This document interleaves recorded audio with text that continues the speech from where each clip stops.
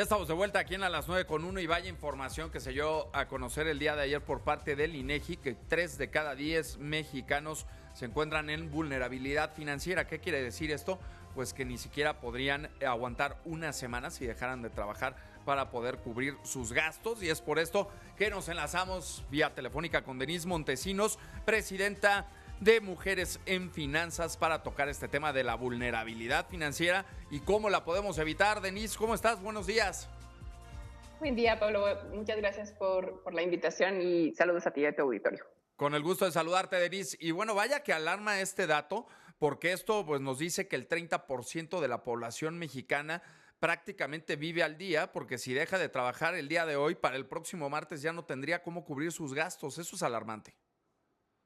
Bastante alarmante, Pablo. Y yo creo que vale la pena un paso atrás explicarle al público lo que es, como bien mencionabas, la vulnerabilidad financiera, que es un término muy común en fechas recientes y que no es otra cosa más que la incapacidad que tiene una persona para hacer frente a situaciones económicas adversas o inclusive a poder asumir riesgos financieros. Esto es básicamente el poder subsistir sin recurrir al crédito si perdiera su principal fuente de ingresos. ¿Y cómo se mide? Se mide por el tiempo que una persona puede cubrir sus necesidades sin tener que recurrir a otras fuentes adicionales.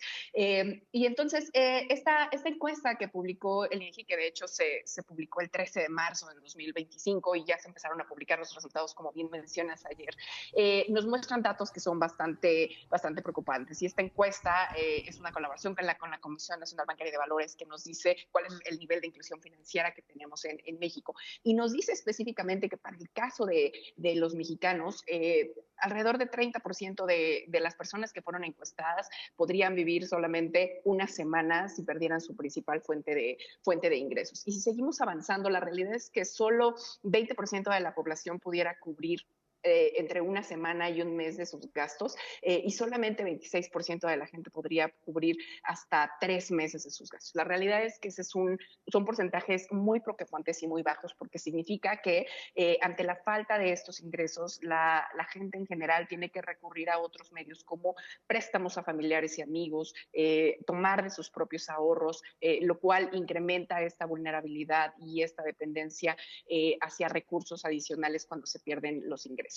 Y esto principalmente, de acuerdo a estos mismos datos, afecta a las mujeres. Por ejemplo, en la vulnerabilidad financiera, que se refiere a la población que puede sobrevivir más de 3 meses sin sus ingresos principales, mientras que en los hombres este porcentaje está en el 22%, en las mujeres está en el 18%, lo cual es importante por dos lados. Yo creo que la inclusión financiera, y esto es visto a nivel global, se considera un elemento que facilita consecución de muchos de los objetivos de desarrollo sostenible, porque ayuda a que se puedan reducir barreras de participación económica, implica que se den acceso a servicios financieros y que se den productos que pueden ser beneficiosos para la población en general.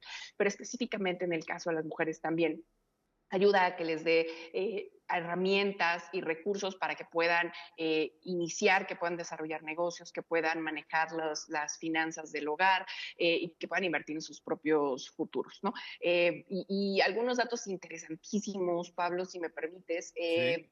Sobre todo me llamó mucha atención en términos de qué pasaba con las actitudes financieras. ¿Qué hacía la gente si se presentara ante algo que quisieran adquirir y no tuvieran el dinero en las manos? Lo que decía el 60% de la gente es que acudirían al crédito, y 52% acudirían a sus propios ahorros, y 43% para hacerse de estos bienes recurrirían al préstamo. Entonces, Antes, ¿perdón? antes al crédito que a sus propios ahorros.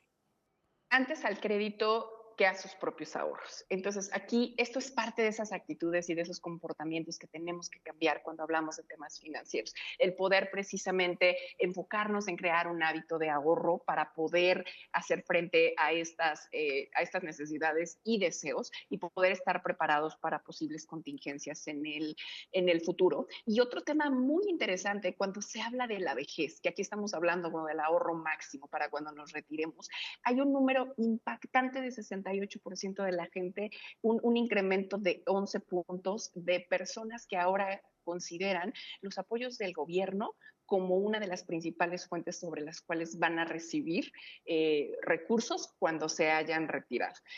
Un 67% también espera seguir trabajando, un 50% espera vivir de su pensión, ¿no? No son números que suman a 100, buscan varias fuentes de recursos, y un 43%, que es un número que curiosamente ha bajado, de gente que espera depender de su familia cuando llegue ese momento del retiro. Pero esto muestra cómo estos hábitos financieros, si te das cuenta, solo una parte de esos ahorros, que es la pensión, está reflejado en lo que esperamos tener en nuestro retiro, y se van más hacia apoyos gubernamentales o inclusive a la necesidad de conseguir trabajos y de mantenerse trabajando, lo cual no es un reflejo, es un reflejo más de esta vulnerabilidad financiera que se mantiene a lo largo del tiempo.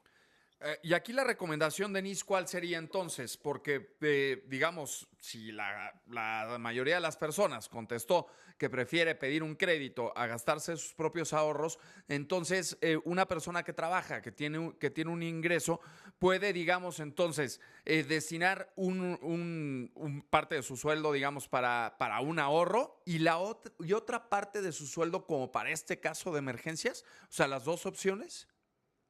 Es correcto.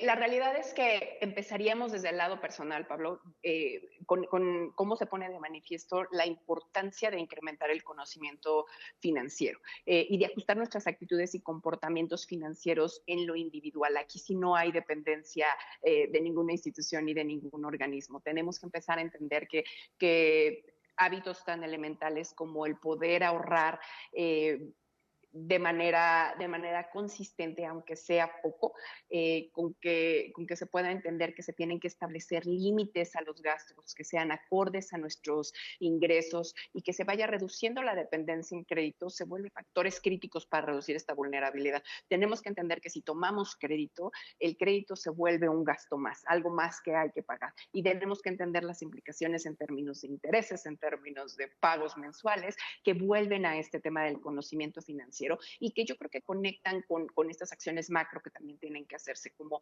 desde que se tenga mayor promoción de productos, generación de productos que reconozcan, no solo del lado del crédito, sino del ahorro, necesidades y enfoques específicos de diferentes poblaciones, la generación de productos digitales y el crecimiento de estos productos digitales que van acercando a la población al sistema financiero. Ya platicábamos la semana pasada, para promover el ahorro, para promover la inversión, ¿no? Sin necesidad de que se tenga un lugar físico para transaccionar. Y pues este tema de la inclusión de la educación financiera desde muy temprana edad en las y los niños, para ir moviendo estas actitudes y estos comportamientos, conociendo las implicaciones de cada una de las alternativas. Y no tener el dinero debajo del colchón, que era lo que también platicábamos la semana pasada, Denise, porque eso lo único que va a provocar es que nuestro dinero valga menos. Los 1,000 pesos o 100 pesos que hoy en día, digamos, metamos abajo del colchón, el año entrante o en 2, 3 años ya no van a ser 100, van a ser 90, van a ser 80, y así irían reduciendo, ¿no?